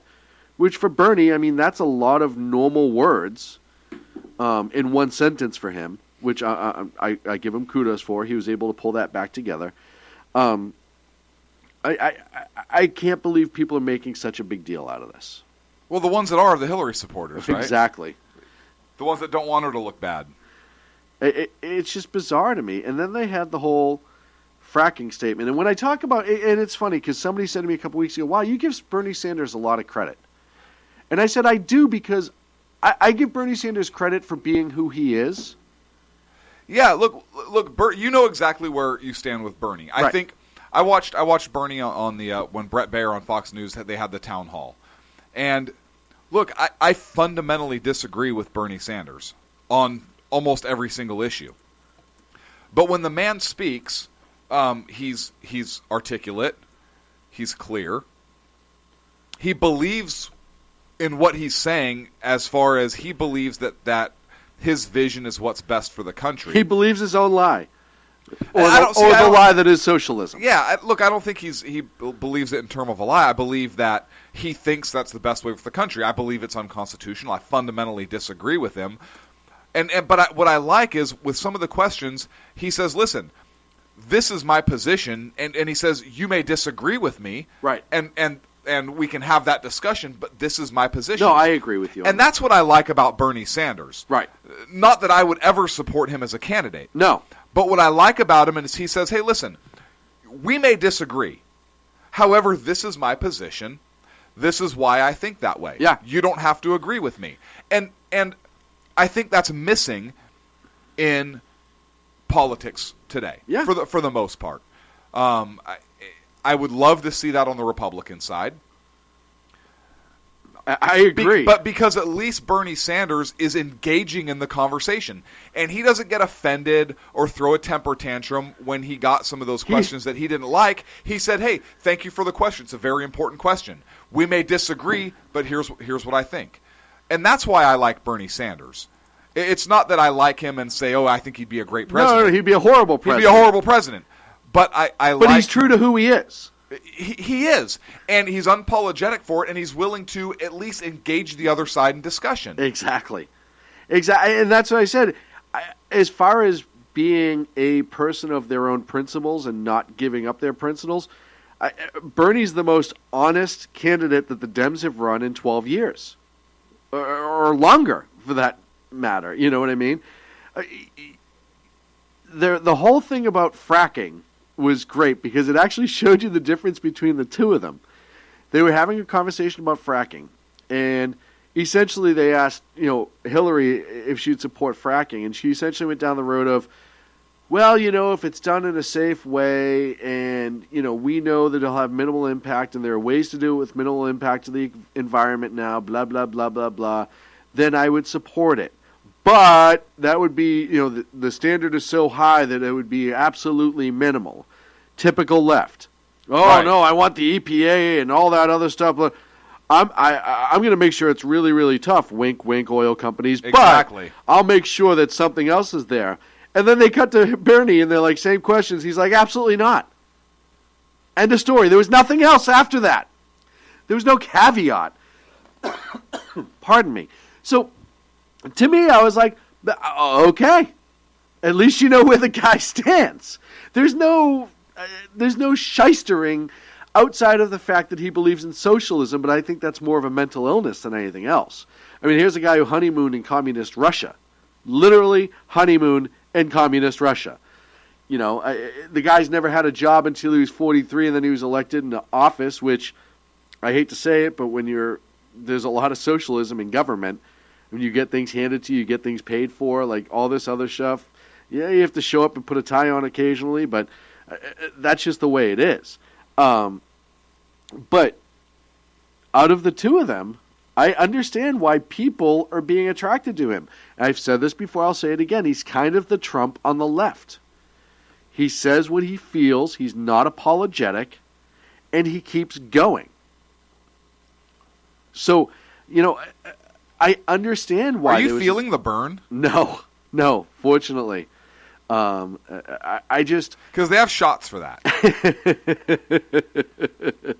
I just understand when I look at all these pundits on the left, CNN, MSNBC, who write for all these liberal rags. I want to bring something else up. Hold on, just let me finish my thought. I will. Well, no, because we never interrupt each other. No, God, no. Excuse me, I was talking. Yeah, no. Where's the pundits on the left coming to my defense for that? I'm sorry, go ahead. But when I see that they're totally dismayed that he actually stole Michigan, I'm like, I don't think so. I don't think it's as shocking as you think it is. You're just mad that your establishment person didn't just run the gauntlet on it. Right. Sorry. Yeah. Now, please, I'm very sorry that I was not finished when you were ready to speak. I now hand the mic over to you, my friend.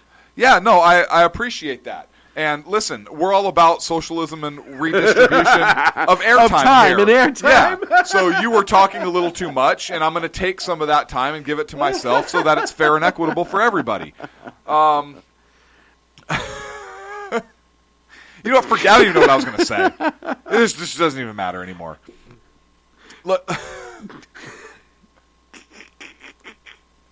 Go on. I don't even know what I was talking about. I really don't. I forget. That's how unimportant it was. But it was something really awesome. Trust me. I'm gonna have a Donald Trump moment. Listen, what I was about to say was going to be beautiful. It was just going to be magical, and it's really going to be something special. And look, I can't tell you what I was going to say, but when I get more airtime, I'll let you know what I was going to say, and you're just going to be amazed. We're going to make this show great again. It's going to be beautiful. And listen. Trust me when I say that this show is going to be the most amazing show on radio, and it's amazing. I'm really excited for what we have coming up. Well, what? Yeah, well, right? Hey, Clint, specifically, how are we going to grow SHR this year and the Sackheads Radio Show? Listen, Sean, we have great things planned. We have really big things coming. It's going to be tremendous, and all I can say is it's beautiful. I love you. You're a great person. You're beautiful. I love Bernie. I'm sure, nice man. And I'm really excited for what we have coming up. We're going to make SHR great and Sackheads Radio great. And I'm really excited. I love this moment. I love this coming through moment. And I think it's going to be absolutely special. I really do. Hey, I know we have a couple minutes left. Wait, I didn't answer the question. Oh. No, go ahead. Judge Andrew Napolitano had a show on Fox. Wait, Judge what? Andrew Napolitano. It's not an ice cream flavor, Sean. Neapolitan. It's my favorite, too. I love all three flavors together. Because unlike you, I'm not racist. I think everybody can live together in harmony. Really? Why would you turn ice cream into a race issue? But really, if you think about it, Neapolitan is like America, right? You have white, you have the brown, and then you have which pink. could be and then you've got red or pink, the red man. Like me, the red man. The red man, right? So you've got pink, the red man. You've got white, like Sean and those who rule the world, and then you have the brown, like the Hispanics and the folks like Ken. So it's beautiful all together in one ice cream flavor, all wonderful and beautiful. So why is it Neapolitan is segregated? Is it that the makers of Neapolitan ice cream believe in segregation? Yeah, there's no swirling crossover, right? There's no swirling. No swirling at all. And I think it's funny that on the carton on the outside it says "never let melt together." I think that's just wrong. Right. It says keep frozen so that frozen they no cannot matter mix. Right. Not even in your belly. Like eat each flavor individually. I was going to talk about Judge Knapp being canceled. Did you say Judge Nappy? Judge Knapp. With Fox canceling Freedom Watch on Fox Business. But you know what? That doesn't seem as important as ice cream right now. I don't know why fucking ice cream is all of a sudden, I want ice cream, damn it. So do I. Oh, you're the one that said Neapolitan, okay? I did not. You did. I hacked his last name. I didn't say said Neapolitan. Judge Neapolitan. I was like, it's delicious. Neapolitan what else is my do I need to, favorite ice cream. What else do I've never I need gotten to it wrong. judge? I've never gotten it wrong. You can wake me out of a dead sleep drunk with a punch to the head, ask me what ice cream has 3 different flavors, and I'll jump up, yell Neapolitan, then go to the store and get some. Right. Don't screw with me on Neapolitan, all right there, big nose? Listen, fatty, you're the one that said Judge Neapolitan, and I was like, delicious, and then you went off on a whole rant about how racist you were. That's all I'm saying here. Wait a minute, what? Yes, thank you. Thank you.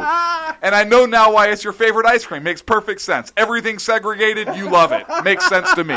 Blatant bigot strikes again, even in ice cream flavors, folks. Can't get away from it.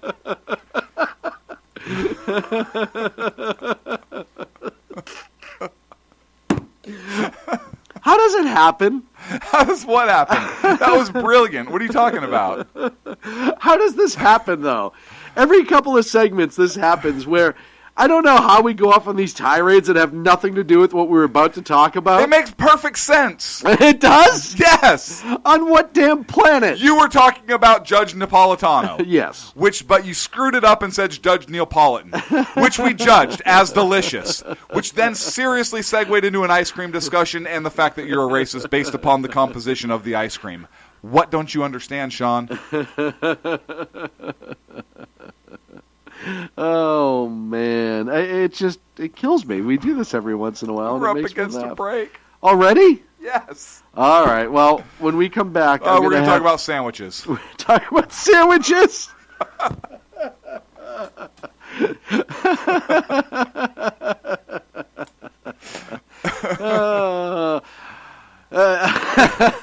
So if we were going to make a sandwich... really quick. Oh, man. So Agador says, stop talking about ice cream. Nothing's open this late at night. And Golf Dog says, now Ag will be out on the street walking blind looking for ice cream.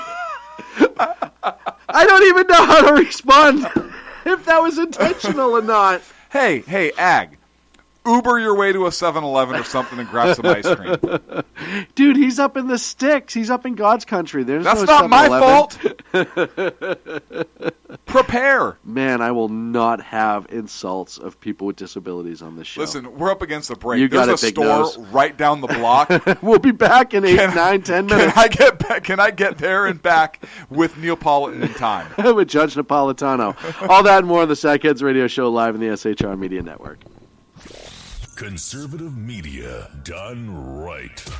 You're listening to the SHR Media Network. Times are dark. The people misled by corrupt politicians, lied to by establishment media, and deceived by the false messages of Islam.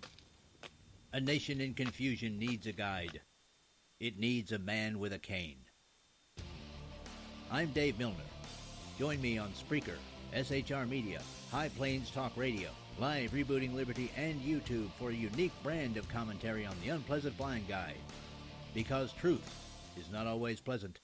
In a world controlled by corrupt politicians, You got a business. That you didn't build that. a team of ordinary men emerge from the ashes to give voice to the voiceless and hope to the hopeless. Sackhead Sean, Dude, I'm not saying Kafka was stupid, bro. Sackhead Clint, All good friends of ours usually show up drunk. also starring Sacco as the producer. I'm a little bit drunk, I'm a little bit drunk, 'cause I'm drinking, drinking, drinking. They are the Sackheads Radio Show. Every Wednesday at 8 p.m. Pacific on SHRmedia.com. Hey, it's Jersey Joe from Reefer of Common Sense, and we have moved to a new night and time. Every Wednesday night at 8 p.m. Eastern Standard Time on SHRmedia.com, you will catch the Reefer of Common Sense uncensored, unfiltered, and only on SHRmedia.com.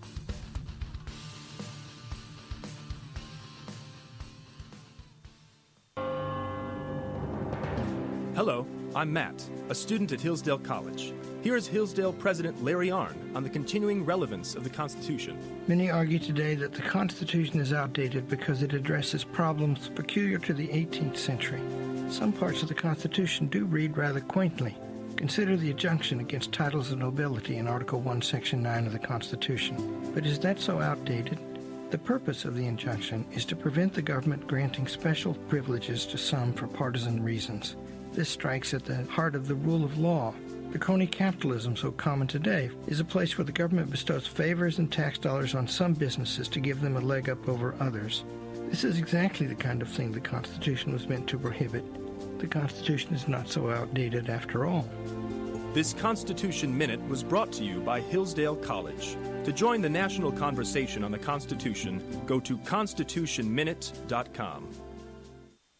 Conservative media done right.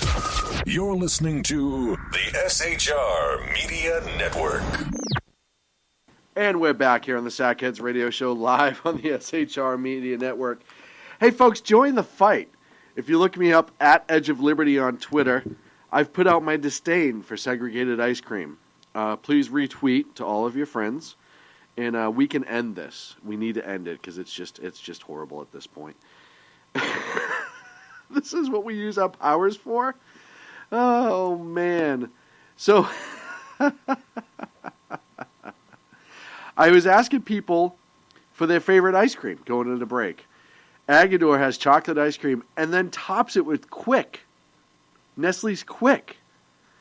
That's pretty awesome. And then, let's see, we've somehow talked about food enough that Golf Dogs is going to look for a sandwich. So, you know, we not only expand your mind, but your diabetes on the show, on the Sackheads Radio Show. Absolutely. Hey, so... Hey, I retweeted yours. I'm getting to it. I can't do two things. I can't run the board and go to retweets all the time, Sackhead Clint. Yes, you can. By the way, if you want to follow Sackhead Clint, it's at Sackhead Clint on Twitter. If you could help him out, because he only has like 63. I tweet so infrequently. It's sad. It is sad. I think if you look at my tweet history, it's like once in the last. Well, you know, it's one of those things that you don't tweet unless I tell you, hey, you should tweet that out. And then you're like, oh, that's a good idea. How do I do it? That's what just happened outside. You said, hey, I just tweeted about Down with Neil. I was like, oh, and you're like, okay, go to your screen. So I did, and you're like, okay, hit the heart button. Yeah, okay, what's that do? it means you liked it. I do. It's funny. Okay, that's why you hit the heart button. Let's see if we can get him to 65 followers by the end of today. 65, that's 2. I think it can be done. At Sackhead Clint. I don't even know. How do you turn this thing on? I don't even know what this is, Sean. I'm sorry. So, moving right along, because we have a whole bunch of topics to cover. Our good friends over in North Korea. Hello. Little Kim. Little Kim.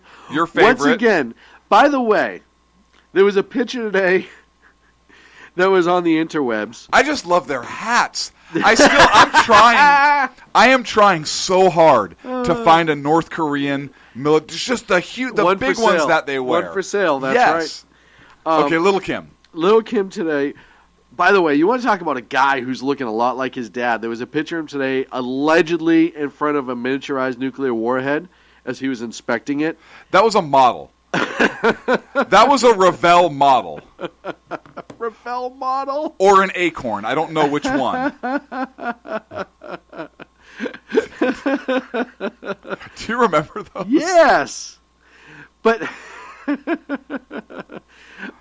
but the picture of him today in front of this thing was ridiculous. It was ridiculous. And he looks so much like his old man now, it's not even funny. Maybe it was his old man. He had the big furry hat with the glasses. And anyhow, I think it's funny that there's a miniaturized nuclear weapon in front of them. There's 30 guys standing around it talking about it, but none of them have any sort of protective mop gear on. Brilliant. It's not real. It's brilliant. It's not real. No, even if it is, they still wouldn't. Anyhow, that with the with them calling their so they came out. They made their nuclear weapons ready for immediate launch. Yep. At a moment's notice. Right. Yep. And basically said. Which just means just means that are those things even fueled up? Like, what do those things run on? I don't even know. Just put the mouse back on the wheel. Right. Are the rubber bands attached to slingshot these things? No, there's not slingshot power. They're actually rockets. Yeah, rockets. Rockets. What? I love rockets. So they're saying that they're ahead of they do this ahead of the joint U.S.-South Korean war games. That always happens, but the North claims they're invasion preparations. And so what if they are?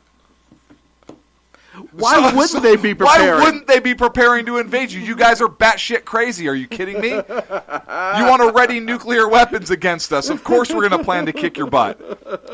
I mean, seriously. Is that really outside of the realm of possibilities here? What isn't? Exactly.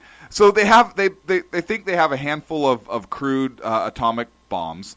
Who knows if they're actually able to mount it on a missile. There's some speculation that they have that capability. A lot of people doubt that they have that capability, but it doesn't matter. North Korea fired 6 short-range projectiles into the sea, kind of off its coast, just as a reminder that we can launch missiles at you, I guess. I don't know. But now they're threatening us with nuclear weapons. Prepare the weapons. Prepare to fire the missiles. Prepare the nuclear weapons. I love Little Kim. How can I not do my Little Kim impression? He's such a douchebag. Look, okay, is it cute or is it scary? It's scary. It's scary cute. It's scary and cute, right? All at the same time. It's scary and cute. It's like the little 12-year-old, right, that's threatening to do something bad to you. You're just like, that's cute. I mean, you're crazy enough to grab a knife or something. But it's cute that you think you're tougher than you are. So I don't even know what he goes this. What they call it? A preemptive nuclear strike of justice. Right. That sounds like a ridiculous, like, Seth Rogen movie. Or something you'd see on Austin Powers. Right. Prepare the preemptive nuclear strike of justice. Get it ready. Get it ready.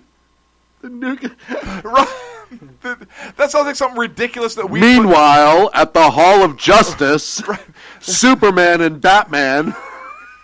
Isn't that something ridiculous we'd put on a T-shirt? That's like that would be. Right? That would be such a sackhead thing to put on. It is. That's my point. Look, it's like we put down with Neapolitan. Okay, we'd put on a shirt preemptive nuclear strike of justice. That's as ridiculous as blame China. Down with. Prepare the nuclear strike of justice. What in the hell is wrong with them?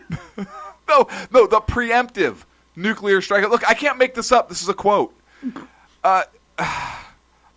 What would we do without North Korea and Joe Biden? What would honestly we do on the show? Korea? I have no idea. Just for pure those two alone, the comedic... comedy is just little Kim out there standing around this. It looks like a with giant his big hat. Prepare the preemptive nuclear strike of justice. Can you picture him? Yes. Just saying that to everybody? Yes, I can. Everyone's yelling at me to do the accent again. Where's my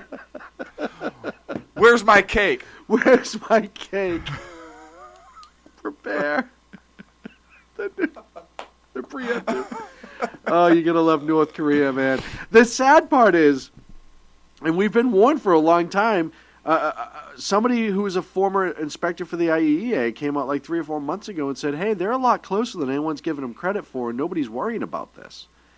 And now, and I don't know if this picture they're standing in front of is the actual one they've miniaturized or not, but... Like a miniature, like what? Like they put it in the shrinking machine? Making it small enough. Making it small enough so you can actually put it on an ICBM. And as we talked about it last week, they got so mad at the announcement of the joint military games, if you will, that they started throwing all their little rockets into the ocean, like literally throwing them because they didn't know how to. They don't know how rocket power works. Yeah, so they couldn't fire the engines. So I think what they did is they put empty toilet paper rolls and they just painted them black. And they stuck them on the back ends of the bombs or the projectiles to look like rocket engines, or maybe they got those electric rocket engines, right? And that's why they only fizzled out and went so far into the ocean. They went to like Hobby Lobby. They got like the tester rockets. They just bought the little, the little rocket, like the tester rockets, and they had like the little metal, little metal stand that goes up. Oh, prepared to fire the missiles, and they turn the little key and press the button.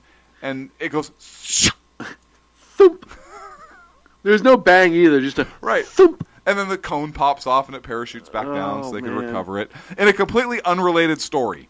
Okay. The United States Navy SEALs don't have enough combat rifles to go around. Of course not. Because why would they? Yeah, I saw that story. They're actually asking Congress... Thank you, Gulf Dogs. For a Gulf Dogs is following. Attaboy. For more money because they're actually coming off deployments and handing off their weapons to SEALs who are going out to be deployed. Folks, this is our first line of defense. This is our first line of offense. No, this is our special forces. Our Spec Ops guys. Our Spec Op guys don't have enough combat rifles? Are you kidding me? Listen, if there's not enough combat rifles, say, for the Salvation Army, I'd be like, well... Probably don't need them. Maybe we can find hand-me-downs or something like that. But when you don't have enough combat rifles for your special forces. Yeah. Listen, I have a couple rifles. I will donate. Yeah, I got one right now that I'll be happy to give up if that's what it takes. Yours is a muzzle loader. We haven't used those in a while. Hey, it's still legal. It's the gun that won the revolution. There was the gun that won the West, the repeating rifle. It's the gun that won the revolution. Hey. Yeah. When do you think, at some point, we might take money from, say, unnecessary federal programs like the EPA, or Department of Education, or something like that, or the executive branch, and redistribute it to the military that needs it? And I know there are a lot of people out there. Oh, the military—that's most of our budget. There's a reason it's most of our budget. So I have an idea. Okay. Now you know how I've heard that if you write a note in the memo portion of your check, and somebody cashes that check, hear me out, that is a contract, correct? That by them cashing that check, they're agreeing to those terms. Just like when you write in their principal only or something of that nature, that's binding. Right. So if you write on the check you send to the government for, say, taxes, Navy, and SEAL. you write rifles for Navy SEALs, and the government cashes that check, you know what we're going to do? Did you not just...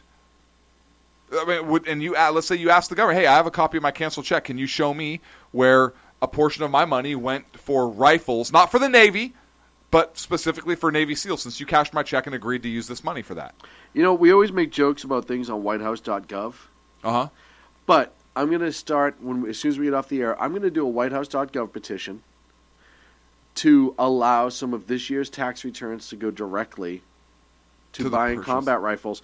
And then we got to figure out if we could do like a GoFundMe. I have an idea. Instead of combat rifles, because, they'll get low bid. Yeah. Let's say a specific type of rifle. Right. Let's say like a POF. Like a POF. For example. Right? And let's spec it out for them. Let's just completely spec it out, right? We'll say a POF rifle, 10.5-inch barrel, 4-grip, Surefire light system. M4 status. Aim point. Yep. Optic. I mean, let's just do the whole thing. Magpul sling. Yeah, Magpul. Let's do this. Let's do OD Green with Magpul furniture. There you go. Flip up sights, and let's just spec the whole thing out for them. Yeah. It's sad that we even have to discuss this in our modern day and age when our special forces, who just were involved in an insertion in Somalia to kill 10 militants, because it was a necessary thing. Our special forces folks are always the first people to go. And a lot of times they go and we never even Sometimes hear they're the only ones that go? Sometimes they're the only ones that go. Could you imagine that conversation? So, hey, you guys have a mission, and you're the only ones we're going to send. We don't have rifles for you. So have you guys seen that World War II movie, Enemy at the Gates, where basically one Russian soldier has the rifle and one Russian soldier has the ammo? Right. That's going to be you guys. Right. And the part where the commander says, if the man with the rifle drops, pick up the rifle and keep going? Right. Yeah, we're basically going to tell you to do that. Right. That's exactly where it is. Egg has a good suggestion in the chat room. Let's just actually offer the SEALs to choose which one they want before we push forward with it. That's fine. Yeah, but you're going to have differences, right? Might as well just put it there on the website. So what? And that way we know they're getting quality. Otherwise, there's going to be a big fight, and then you're going to have to bid it out and spec it and all that other stuff. Whereas if we just put it on the petition, what if we try to get $4,000 a rifle? And then that SEAL, the operators themselves, can choose their item. Right. And spec it out themselves. That's a good idea. So let's just mandate $4,500. We'll call it. That's per rifle. Per rifle. And the operator gets to spec the rifle, optic, furniture, everything for it. Yep. And the government agrees to pay for it. So that's going to be on White House. I'm really going to start this. Let's say $4,500 to $10,000 per rifle. Let's just, why not? $4,500 to $6,500. No, I think listen, that's a good. Don't lowball it. What if they want it in 308? Ah, damn it! Yeah, that's a good point. Thank God, it's a great point. Yeah. All right. So we'll go $6,500 to $10K. So, listen, we haven't talked about illegal immigration in a while. We haven't. So let's do it tonight. By the way, I'm on Periscope, just so you know. I'm on Periscope right now, just so you know. Like literally? Yeah, I'm on Periscope. I don't know what that is. I'm broadcasting live on Periscope. Why? Why not? I don't know. I asked the question first. You can't ask a question with a question. What is this? A man suspected of killing 5 people in 2 states, Missouri and Kansas, was arrested. So the killing spree spanned 2 states. This man was here illegally. What? I know. Yet again, another almost like the illegal Central criminal alien. The criminal alien. By the way, have you noticed that term's been used? Yeah, a lot more. And we coined that. 3 years ago. 3 years ago. 3 years ago, we coined that term on our show, and it's now being used by politicians. In I see it a lot more. I'm claiming that, and we have the audio to back it up. We do have the audio to back it up.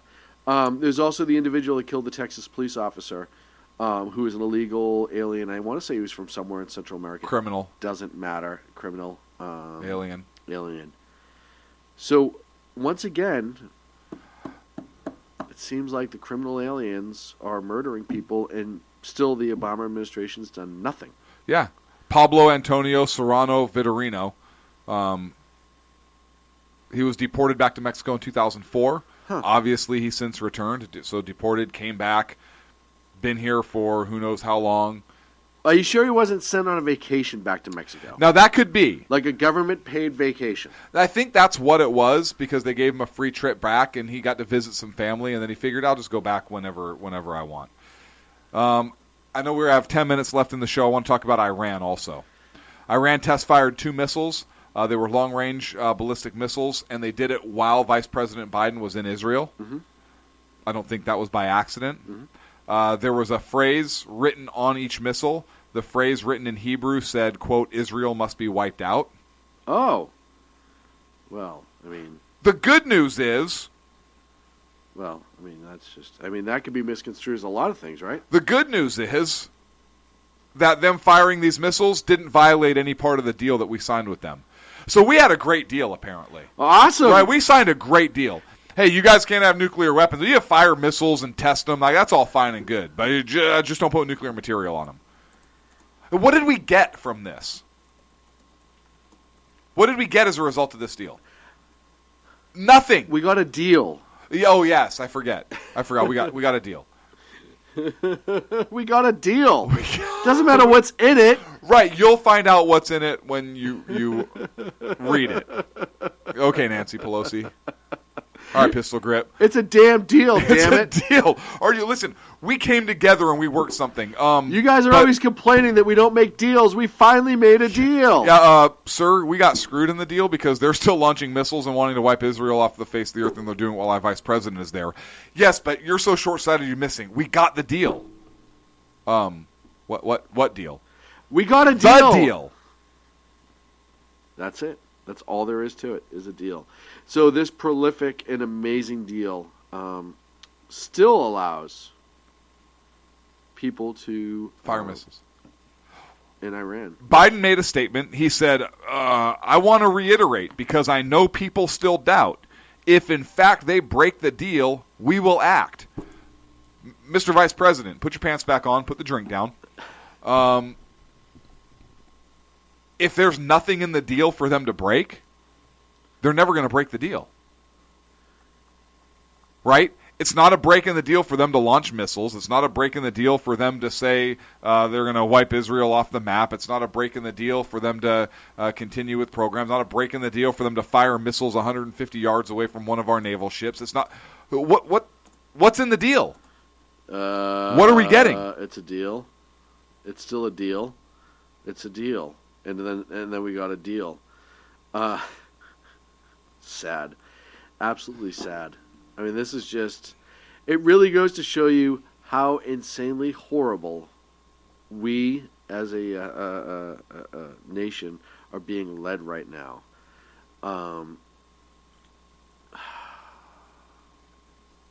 It's pathetic. And it wasn't even like they just ran this test without any sort of fanfare. They actually turned around and said, death to Israel on the missiles, that we're supposed to not be mad that they're testing yet again. And you wonder why, folks. I have no faith in this administration whatsoever. It's just pathetic. There's also breaking news right now of some sort of shooting that's going on in Pennsylvania. Wilkinsburg, Pennsylvania. 5 people have been shot. It doesn't give me much more than that. I'm actually trying to find more details as we're speaking. While you're finding details, I want to talk about the head of the Islamic State's chemical weapons operations. Was captured. Sleeman, Dowd, Dudu, Al-Afari. Not going to work here anymore. U.S. has had him for a few weeks. He's been interrogated during that time by the U.S. This individual had converted banned mustard gas into powder form in order to launch in artillery shells. They think that ISIS got access to the mustard gas that Saddam Hussein had stockpiled, which is weird because I didn't think he had any. Never mind. And there's some speculation that this is the mustard gas that was used to fire on the Kurds, right? When they had that mass killing and their skin was blistered, nobody really knew what was happening. Right. So That's huge. Well, we knew what was happening, but nobody wanted to admit it to it. Right. Some of the intel coming out is that the weaponized mustard gas that ISIS had developed would not be concentrated enough to kill people, but could still obviously cause serious injuries to the victims. So I think that's a huge. It's a big deal. Yeah. And if we're launching strikes to take those development centers out, that means we know it's a big deal. And the fact that ISIS actually has a special unit dedicated to chemical weapons research, folks, they're for real. Yeah. I mean, I know those that listen to our show know that they're for real, but they're for real. They want to kill us and everybody we love and know well, and all that with us. Other jazz. And yet there are people in this country who still just act like they are the JV team, that it's not a big deal. It's really sad to me that we've been talking about this for a while. As soon as that first kind of incident came out with the Kurds who were gassed, and we all kind of knew the Kurds were gassed, and nobody really wanted to talk about it, et cetera, et cetera. And we still stood up and said, hey, and a lot of other people did. It wasn't just us. Hey, they have chemical weapons that they got from the Iraqis. Yeah, from the Saddam regime. From the Saddam regime, right? They went in, they got it, they developed it, because after we invaded, there was no development of these said chemical weapons, right? But we found that they had raided the former compounds where the chemical weapons were made, and they were potentially making more. And now it comes out that it is the absolute truth. So once again, Bush lied. Bush must have lied. Bush must have lied.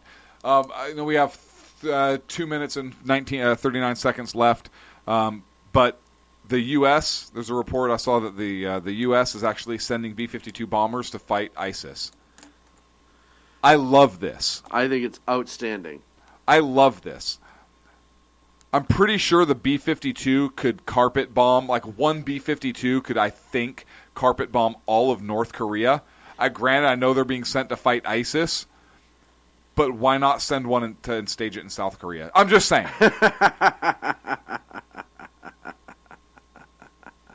Why not?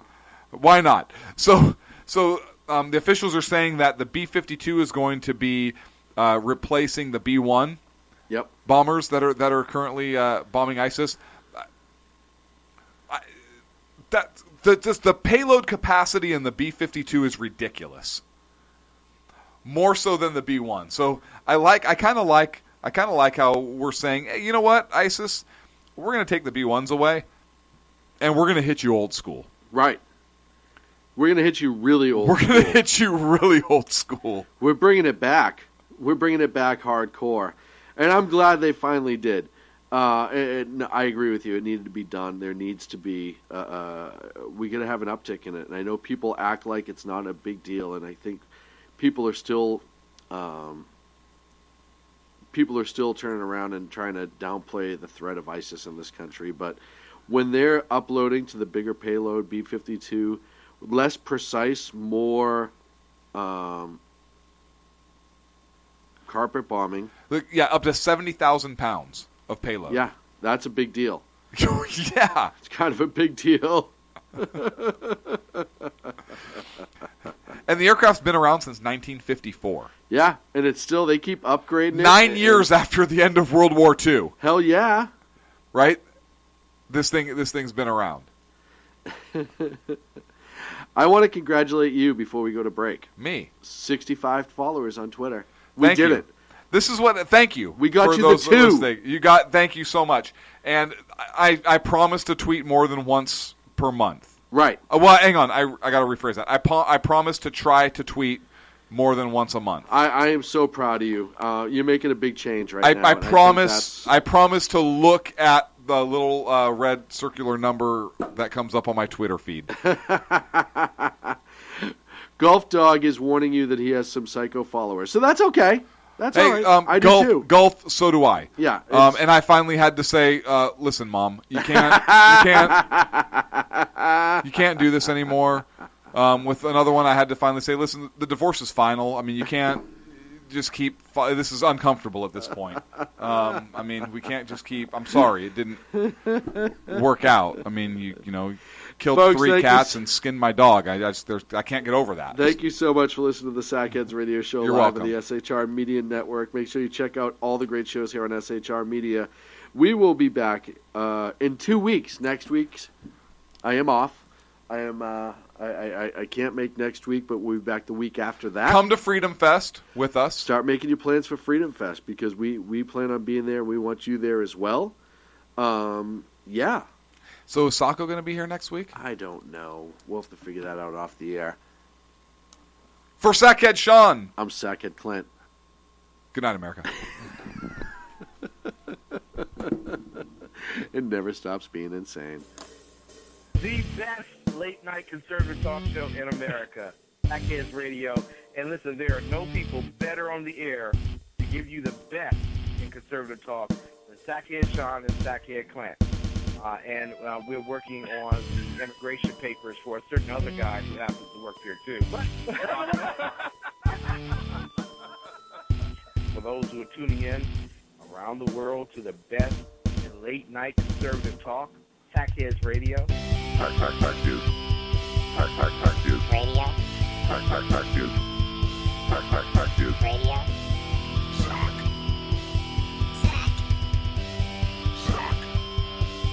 Radio. The best late-night conservative talk show in America. In America. In America. Into the silo. And in this web was a large, I'm pretty sure it was the biggest spider I've ever seen.